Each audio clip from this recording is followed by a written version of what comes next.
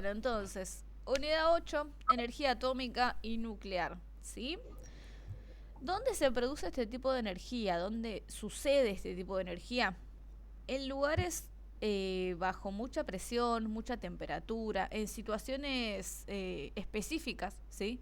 Como dentro de un reactor nuclear o dentro del Sol, ¿sí? Es la energía atómica es la que se produce en esos lugares. Perdón, la energía nuclear, ¿sí? Igual ya hay tratamientos médicos que utilizan la energía atómica, ¿sí? Fíjense que no son parecidas, tienen sus diferencias. La energía atómica es la del átomo y la nuclear va a ser lo que suceda eh, con procesos nucleares, o sea, por ejemplo, que se unen dos átomos o se dividen, ¿sí? Pero igual, la energía atómica y nuclear se suele tomar como sinónimo, aunque tengan sus poquitas diferencias, ¿sí? Bueno, entonces acá. Lo primero que vamos a arrancar es con los modelos atómicos. Los hemos visto en la unidad 1 y los hemos visto después cuando vimos electrostática, vimos el modelo de Rutherford de vuelta. Bueno, de vuelta los volvemos a ver, ¿sí? Tenemos modelos atómicos, tenemos muchos, pero los más importantes, por así decirlo, o los más conocidos, son estos que tenemos acá. Que arrancamos con el modelo de Dalton, 1808, que le hablaba de una pelota compacta y sin divisiones, ¿sí? Basándose en ideas de Demócrito. Demócrito fue un pensador, un filósofo de 300 años antes de Cristo. Y Dalton lo retoma en el 1800, o sea, más o menos 2100 años de diferencia, ¿no? Bueno, luego viene Thomson 100 años después, 1904, por ahí. Viene Thomson y a esa pelota compacta y sin divisiones le agrega carga, ¿sí? Esa carga era negativa en en unas especies de frutitas, ¿sí? Que tenía incrustada en la corteza, y positiva iba a ser el resto del átomo. Bueno, esas pelotitas que estaban incrustadas era lo que se llamó electrones. Recién Thomson es el que toma las ideas de los electrones. Y propone el modelo que le llamó modelo del budín de pasas. El budín de pasas acá en la Argentina es el pan dulce, ¿sí? Así que era como un pan dulce lleno de frutas. Bueno, lo mismo. La cuestión es que esas frutitas del pan dulce iban a estar incrustadas en su corteza, afuera. Afuera, pero en el borde, en la corteza del pan dulce. Adentro no los tenía mezclados. Esta fue la idea de Thomson, ¿sí? Y no es que estaban incrustados así nomás, sino que estaban incrustados simétricamente. O sea, esos electrones que estaban incrustados en la corteza tenían un patrón. Estaban cada cierta distancia y van a estar acomodados los electrones. Bueno, esto es 1904. 1911 vienen las ideas de Rutherford, que es el modelo que usamos en la electrostática, ¿sí? Bueno, para explicar electrostática es más cómodo este modelo, que es el modelo planetario. Así como giran los planetas, como tienen su trayectoria los planetas alrededor del Sol, ¿sí? Lo mismo van a tener los electrones alrededor del núcleo atómico. Un núcleo atómico con carga positiva, ¿sí? Y los electrones con su respectiva órbita alrededor de ese núcleo atómico. Muy parecido al modelo de los planetas heliocéntricos como el que tenemos ahora, con el Sol en el centro. Bueno, ese mismo modelo replicado, mucho más pequeño obviamente, a nivel atómico, es el modelo que retomó Rutherford. Bueno, ¿qué otra cosa descubrió Rutherford? Bueno, A esto se lo llamó el experimento de Rutherford, creo que después se los voy a contar. Más adelante se los cuento. Bueno, 1911. 1913 viene Bohr, ¿sí? El modelo de Bohr era parecido al planetario, pero esas órbitas no solamente que estaban alrededor del núcleo, sino que tenían niveles de energía. Podían ser compartidas esas órbitas por algunos electrones, ¿sí? Podía ser compartida. No es que cada electrón tenía su órbita, sino que podía ser compartida. Y tenían niveles de energía esos orbitales. Mientras más cerca del núcleo, menos energía. Mientras más lejos del núcleo, más energía.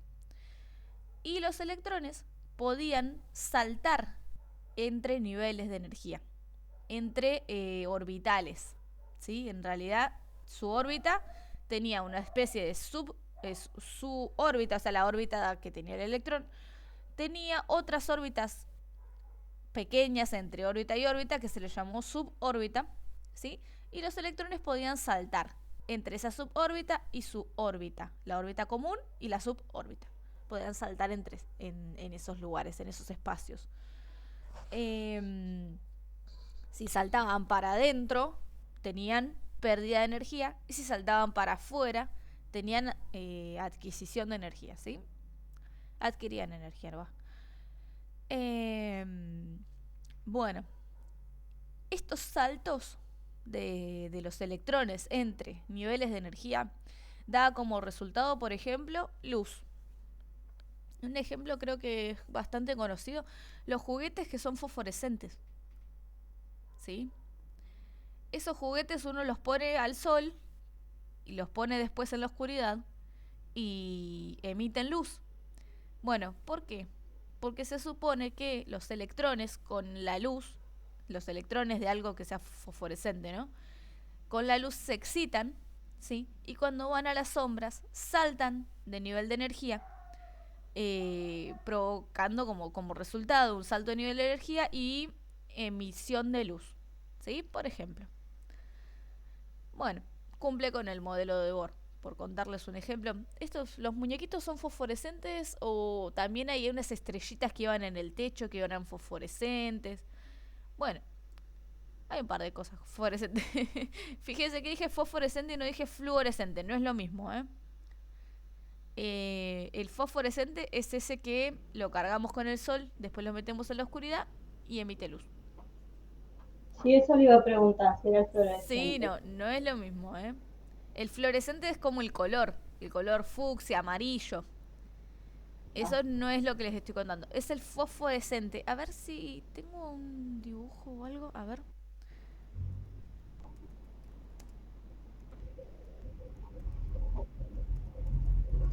Estas estrellitas.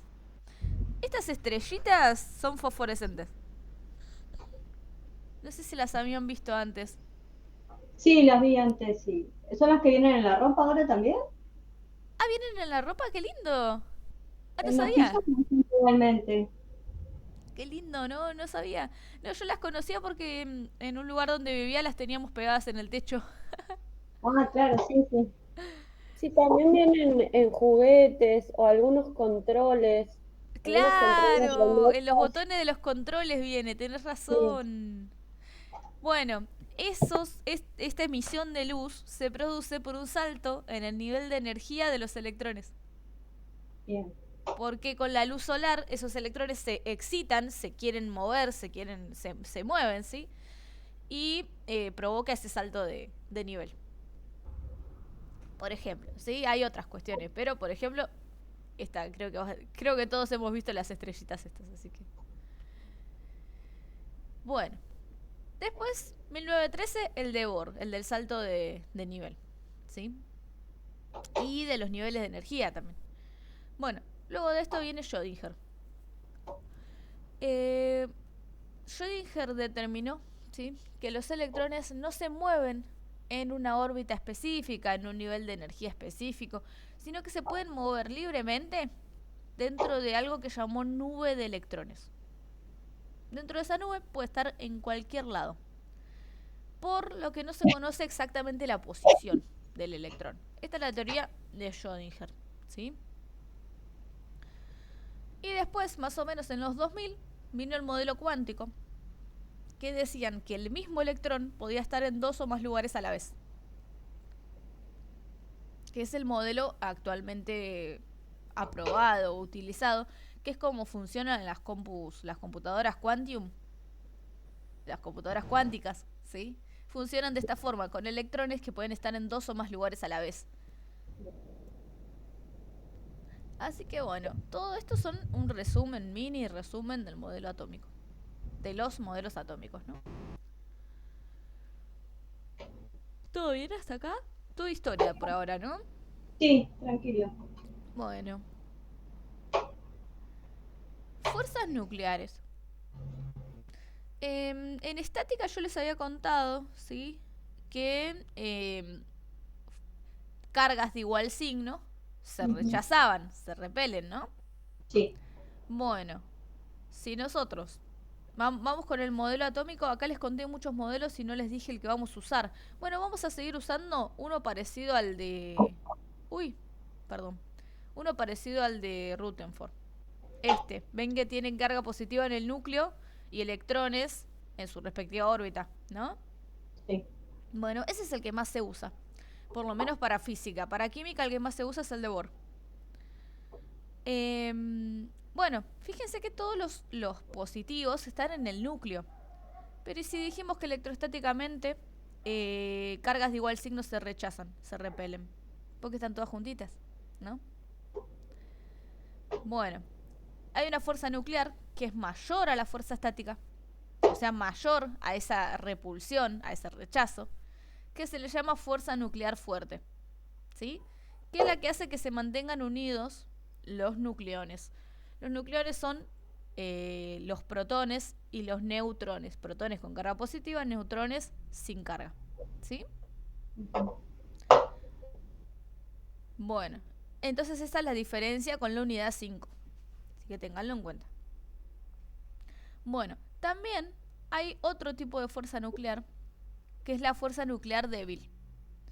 Ven que acá tenemos protones y neutrones, ¿sí? Bueno, pero no está todo acomodado, muy lindo, muy bien acomodado, ¿sí? Capaz que hay zonas donde los protones no están y solamente hay neutrones, porque es como que no están acomodados prolijamente. Estos sí, los del dibujo sí, pero los reales se supone que no. Cuando eso sucede, cuando hay muchos neutrones juntos y protones no hay en una zona, ¿sí? Hay un neutrón que se convierte en un protón y elimina un electrón de afuera, ¿sí? Bueno, ¿qué sucede? Esto con núcleos atómicos muy grandes, con muchos protones, ¿sí? Con muchos protones y muchos neutrones, ¿no? Bueno, y esa situación de que el protón, de que el neutrón se convierta en un protón y elimine un electrón, ¿sí? Se llama fuerza nuclear débil. Así que esos son los dos tipos de fuerzas nucleares. Bueno, continuamos. ¿Alguna duda con el anterior? Perdón, ¿se llama fuerza nuclear de qué? Lo último. Tenemos la fuerza nuclear fuerte, que es la que es más grande que la estática. Sí. Y hace que el núcleo se quede juntito. Y tenemos la fuerza nuclear débil, ¿sí? Que es la que hace, que es la que sucede cuando en el núcleo, donde hay protones y neutrones, Sí. hay una parte que hay muchos neutrones y protones no hay. Bueno, el neutrón se desdobla, ¿sí? Transformándose en un protón y eliminando un electrón de afuera. Bien. Y esa fuerza se llama fuerza nuclear débil, ¿sí? Ahora sí mejor. Sí, sí. Bueno. Afuera del núcleo. Bueno, esto es lo que les contaba yo de Bohr, del salto de nivel de energía, ¿sí? El modelo de Bohr dijimos que tenían distintos niveles de energía, que había electrones que compartían esos niveles, ¿sí? Y que podía haber saltos, o para adentro o para afuera, ¿sí? Dentro de lo que se le llamaba zona permitida. Bueno, si salta para adentro, es que está perdiendo energía. Si salta para afuera, es que está absorbiendo energía. ¿Sí? Sí. Bueno, por ejemplo, el de las estrellitas fosforescentes que dijimos que al adquirir energía solar, por ejemplo, los electrones se excitan y dan como resultado saltar de energía para afuera, o sea, para un nivel de energía más para afuera del núcleo, y también ese exceso de energía se emite como luz. ¿Sí? Sí.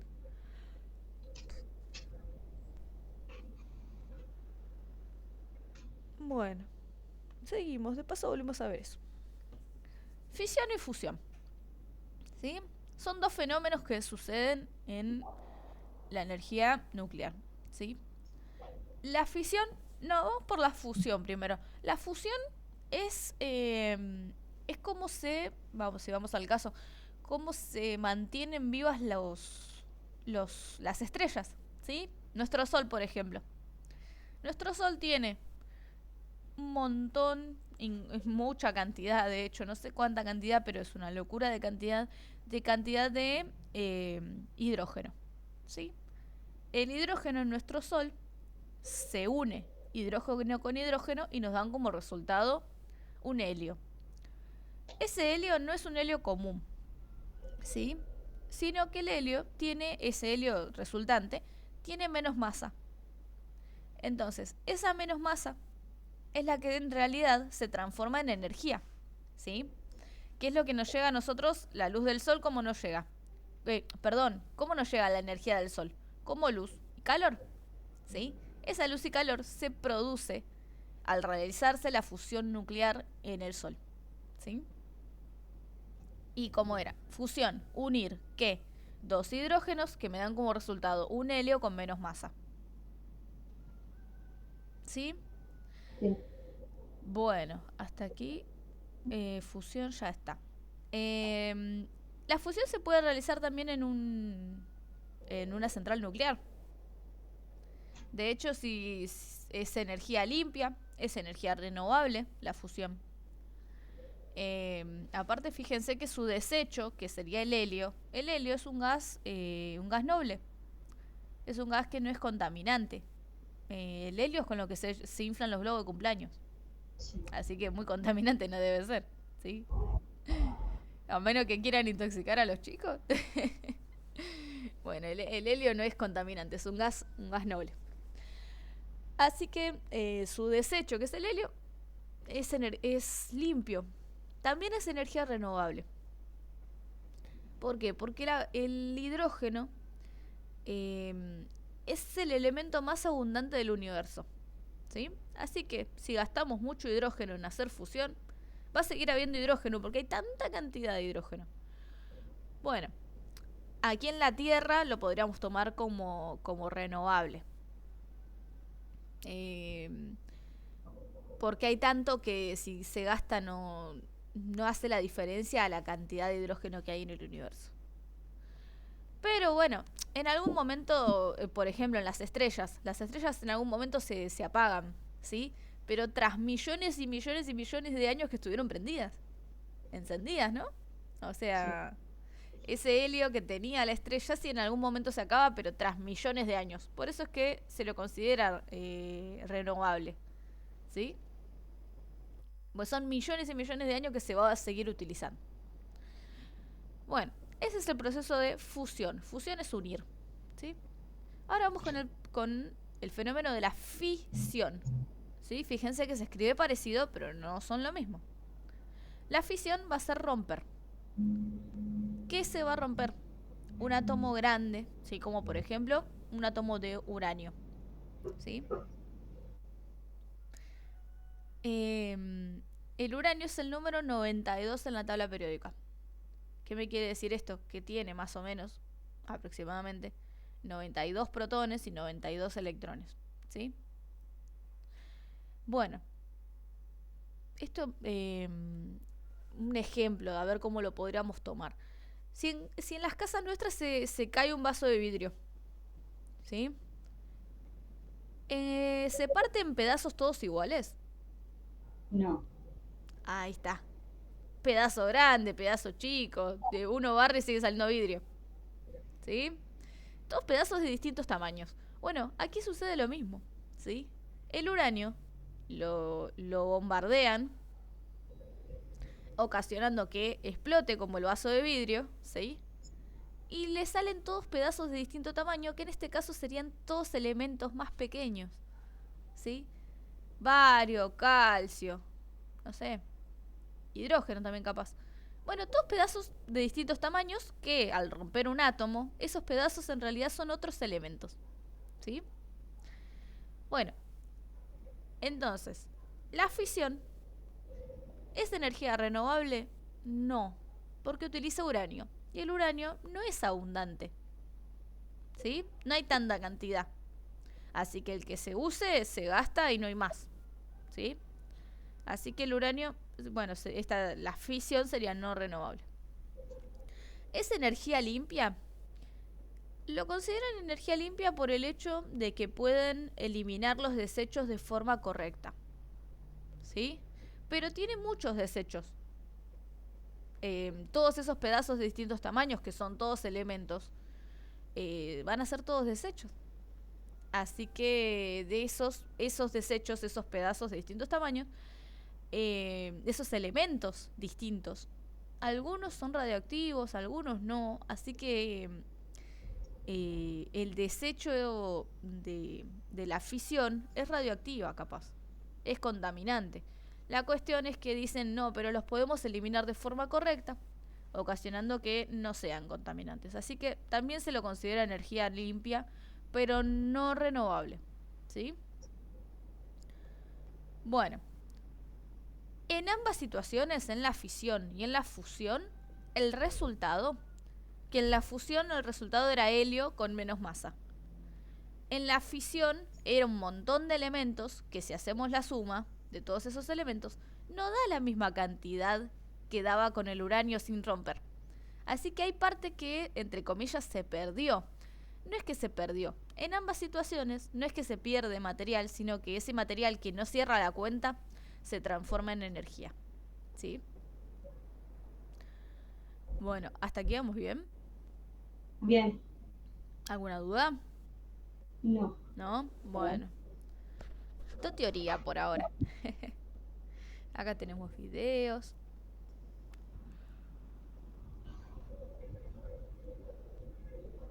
Pero no me pasa la imagen. Ahí está. Bueno, efecto fotoeléctrico. ¿Qué funciona con el efecto fotoeléctrico para que nos ubiquemos? Los paneles solares, por ejemplo, ¿sí? Este efecto fotoeléctrico los vimos también en la unidad de luz. Aquí se vuelve a ver.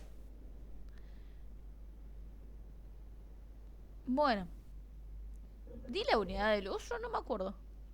Bueno, creo que sí. Bueno, no importa, se los vuelvo a contar igual porque está de vuelta. Recuerden que tenemos luz de distinta frecuencia. La luz visible se va a conformar de tonos rojos, amarillos, no, tonos rojos, naranjas, amarillos, verdes, azules y violetas. En ese orden, ¿sí? No es por capricho, es por orden de frecuencia. Entonces los rojos tienen poca frecuencia y los violetas tienen alta frecuencia. Recuerden que la frecuencia también se relaciona con la energía. El rojo tiene poca energía y el azul y el violeta tiene mucha energía, ¿sí? Bueno, los paneles solares lo que captan es la luz ultravioleta o la luz violeta, ¿sí? Que son las de alta frecuencia. ¿Qué sucede con esa luz? Tienen una placa de metal, ¿sí? Esa luz ingresa y por su alta frecuencia hace que de ese metal se le desprendan electrones, ¿sí? Fíjense que tenemos acá la luz violeta. Ingresa, choca contra esta lámina negra, que sería una lámina de metal, y hace que de esa lámina se desprendan los electrones que están en la superficie, ¿sí? Y vamos a mezclarlo con la unidad de electricidad. ¿Qué era la electricidad?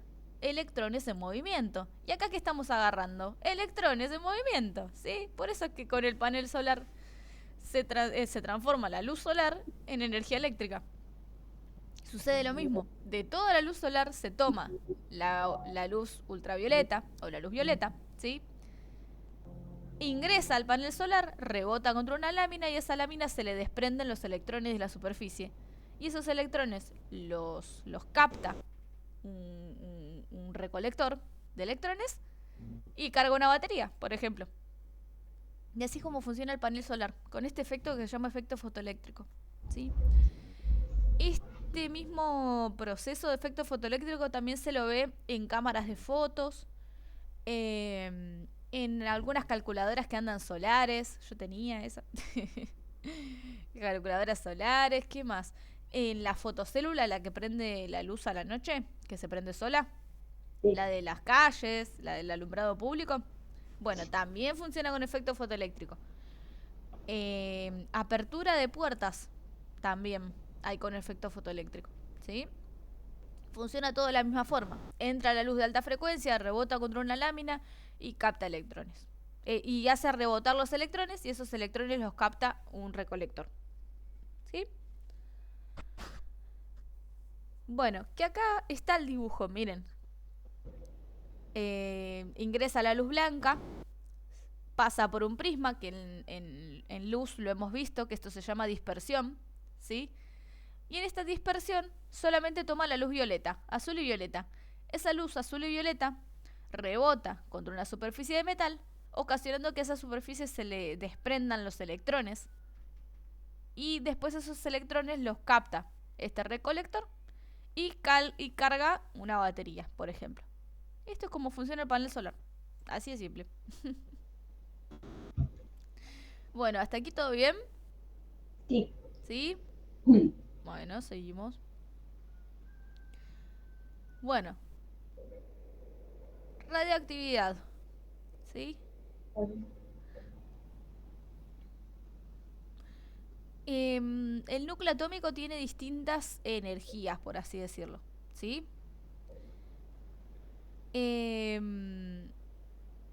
Bueno, y no son, por así decirlo, estables esas energías de los átomos. Bueno, esas radiaciones tenemos, por ejemplo, las radiaciones alfa van a ser las que se produzcan con 2 protones y 2 neutrones. Así que esa radiación es de signo positivo, porque tiene 2 neutrones sin carga y 2 protones con carga positiva. Así que sería una radiación de tipo positiva. A esa radiación la puede frenar una lámina de papel. También tenemos radiaciones beta. Las betas son solamente los electrones, ¿sí? Pero no es un electrón común, sino que es el que se elimina cuando decíamos lo de la fuerza nuclear débil, que era que un neutrón se desdoblaba en un protón y eliminaba un electrón. Ese electrón eliminado es una radiación beta, ¿sí? Bueno, ese tipo de radiación, tiene carga negativa porque son electrones solamente. Bueno, y lo frena una lámina de metal. Bueno, y tenemos por último las radiaciones. Bueno, estas son las más importantes. Radiaciones hay muchas, pero en la materia de ustedes solamente estudian estas 3. También tenemos las radiaciones gamma, ¿sí? Que son las de alta velocidad. De hecho, tienen la velocidad de la luz, que dijimos que era en el vacío 300.000 kilómetros por segundo, cuando lo vimos en luz. Bueno, las ondas gamma no tienen ni carga positiva ni carga negativa. Están compuestas por fotones, ¿sí? Y son ondas electromagnéticas. ¿Qué frena algo tan potente que viaja tan rápido? Una pared gruesa de plomo y una pared gruesa de concreto, ¿sí? Sí. Así que bueno, estos son los 3 tipos de radiaciones. Bueno, aquí lo mismo, lo que les conté pero hecho cuadro. Lo mismo, que la frena, esto ya se los conté. Y aquí un resumen, ¿sí? Se terminó la unidad 8. No era tan larga, ¿no? No, cortita. Fue cortita en comparación de las otras. Bueno, ¿hacemos la autoevaluación, les parece? ¿O Sí. quieren que las libere acá? Como quieran. No, yo estoy bien. Bueno, Sí, la hacemos, profe. bueno.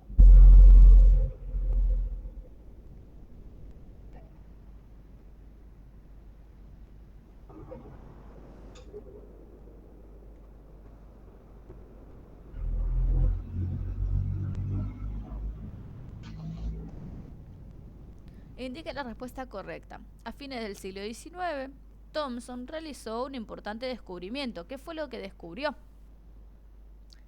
¿Qué le agregaba Thomson en diferencia de Dalton? Que Dalton era el primero, después seguía Thomson. ¿Qué le agregó?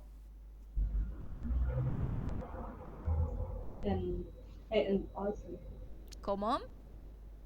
El, ¿El electrón? ¡Eso! Ahí está, el electrón, ¿sí? Porque fíjese que Dalton hablaba de una pelota compacta y no le daba más vuelta. Thomson es que le agrega el electrón, ¿sí? Así que es el descubridor del electrón. Es el del pan dulce, ¿no? Es el del budín de pasas, que le llaman ellos, pero acá es el pan dulce. Es lo mismo. Sí. Pero ellos le llaman budín de pasas. Comprobamos igual por las dudas. Y está excelente. Siguiente. ¿Cuál es la interacción que mantiene juntos a los nucleones? ¿Sí? Los nucleones eran los protones más los neutrones. O sea, ¿qué me hace tener junto el núcleo? ¿Sí? ¿Qué habíamos dicho? ¿Qué era?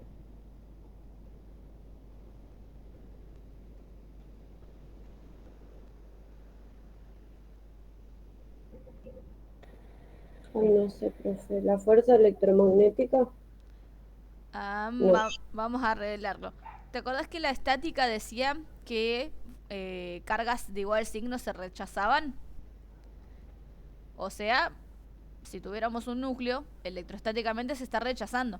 ¿Sí? Porque son protones que están juntitos y neutrones que no tienen carga, entonces se están rechazando. ¿Cuál es la fuerza que sí hace que esté juntito el núcleo? La fuerza fuerte. ¿Sí? Así que ¿por qué se mantienen juntos los nucleones? O sea, protón y neutrón, por la fuerza fuerte. ¿Sí? También lo pueden encontrar como fuerza nuclear fuerte, que es lo mismo. ¿Hasta aquí vamos bien? Sí. Bueno, comprobamos. Y era esa, ¿sí? Así que ojo con esta pregunta. Vamos a aprenderla mejor. Siguiente. Analice la siguiente situación. Esto yo ya les conté. ¿Cuál era cómo era que el sol obtenía su energía y a nosotros nos llegaba como luz y calor? sí, lo contó recién. Sí. Que teníamos el fenómeno de fusión y de fisión. ¿Cuál era de los dos? Fusión. Eso, listo, ni leamos. Fusión nuclear. Listo. ¿Sí? ¿Qué fenómeno por el cual se libera energía de las estrellas? Por la fusión. ¿Sí? Porque se unen los átomos de hidrógeno y se transforman en helio y todo lo que les conté. Comprobamos. Y esa es la correcta.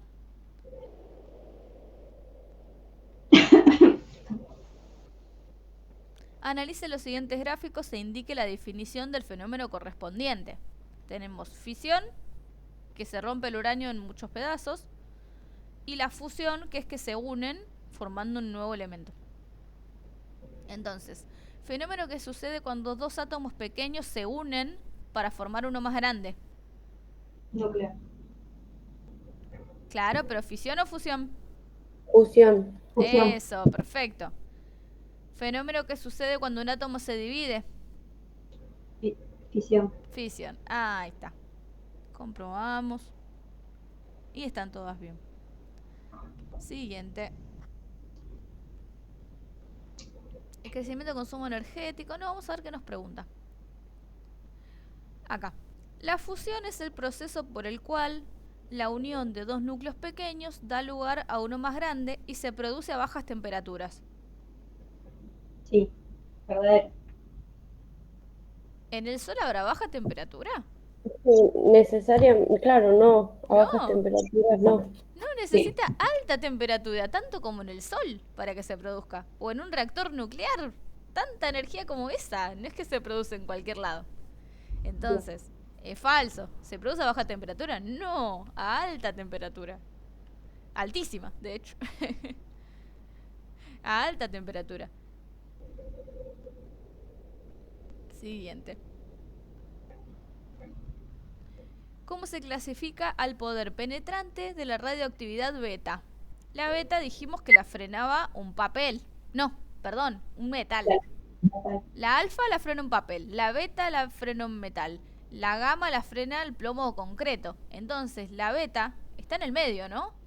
Sí. Listo, entonces el poder penetrante es medio, porque si lo frena un metal. ¿Sí? ¿Todo bien esta parte? Es así. Bueno. Sí. Comprobamos si era esa. Bien. Siguiente. ¿Por qué la radiación infrarroja no arranca electrones de la superficie de un metal? ¿Se acuerdan que dijimos que la roja no servía para el efecto fotoeléctrico? Servía la violeta o ultravioleta. Bueno. ¿Es baja la intensidad? Yo diría que sí. Sí. Déjenme leer igual, ¿eh? A ver. Porque su energía es alta, no. Porque su intensidad es baja, sí. Porque su longitud de onda es grande. Profe, eso no puede ser también. Esa también puede ser, ¿no? Yo pensé en esa, pero bueno, la otra también. Claro, pero la intensidad... la intensidad se relaciona en realidad con la amplitud. Y acá la amplitud no está jugando. Lo que juega es la frecuencia. Así que es esta, porque su longitud de onda es grande. Recuerden que a menor frecuencia, más longitud de onda. Sí, porque son inversos. Entonces, para mí es esta. Para mí también. Para vos también, ¿no? Sí. Porque igual la intensidad es la altura también, así que sí. Claro, no, es que la intensidad es la altura. Y la altura no influye en el efecto fotoeléctrico. Lo que influye es la frecuencia y la anchura, ¿sí? O sea, la frecuencia sería la cantidad de subidas y bajadas que tiene la onda. Y la longitud de onda es la anchura. Mientras menos subidas y bajadas, ¿no es más ancha la onda? Sí. Claro, porque tiene que ocupar en el mismo espacio, tiene que ocupar un espacio, ocupa un espacio más grande. O sea, es más ancha la onda. Entonces la longitud de onda es más grande, para mí es esta. Sí, estaba bien entonces. Igual comprobamos, capaz que meto la pata. No, sí era esa. Veo que parecía la B, parecía, Pero no la Sí, a mí me dio duda cuando la leí también, pero estaba segura que era eso. Sí, es que daba duda, pero la intensidad se refiere a la altura, a la amplitud. ¿Sí? Sí, yo me confundo, la intensidad la doy vuelta. Ah, listo. Igual era confusa, yo también me confundí. Vamos acá. Vamos a ver. Bueno, nos muestran un panel solar. ¿Con qué funciona el panel solar? ¿Con fusión, fisión, efecto fotoeléctrico o radiaciones? Efecto fotoeléctrico. Perfecto. Está excelente. Listo. Vamos con la pregunta 9. El dispositivo que controla la apertura de puertas en algunos ascensores y en las entradas de ciertos supermercados y aeropuertos está basada en el efecto fotoeléctrico. Sí. Sí, esta es verdadera. Yo igual les digo que yo los vi con infrarrojo. no he visto con efecto fotoeléctrico que se abran las puertas, pero capaz que es alguna puerta que yo no vi. Siempre con infrarrojo se suele ver que se ve un foquito rojo que se prende y apaga cuando la gente se acerca o se aleja, ¿no? Yo tampoco vi. Debe ser en Claro, otro. pero creo que es con efecto con infrarrojo, como el control remoto. Pero bueno, acá el libro de ustedes decía que la apertura de puertas era con un efecto fotoeléctrico también. Así que lo dejamos como verdadero, es verdadero. Bueno, terminamos intento. Enviar todo y terminar, enviar todo y terminar. Bueno, nos sacamos un 100. Listo. ¿Alguna pregunta, alguna duda? No, por mi parte no, profe, estamos bien. ¿No? Me faltó anotar la radioactividad alfa. Dale, ahí volvemos entonces. Mira, estas son las radioactividades. ¿Esta hoja me decís vos? Sí. ¿Dónde está? Las alfas son 2 protones y 2 neutrones, o sea, tienen carga positiva. ¿Sí? Todas son de velocidad alta, menos la de gamma que tiene velocidad de la luz, o sea, es mucho más que alta. Y que la frena la alfa, una hoja de papel. Sí. Listo. Gracias. ¿Listo? Bueno. ¿Alguna otra duda? ¿Alguna otra pregunta? No. No, profe. No, bueno, entonces las libero entonces. Ok, que ¿Sí? mejores. Gracias.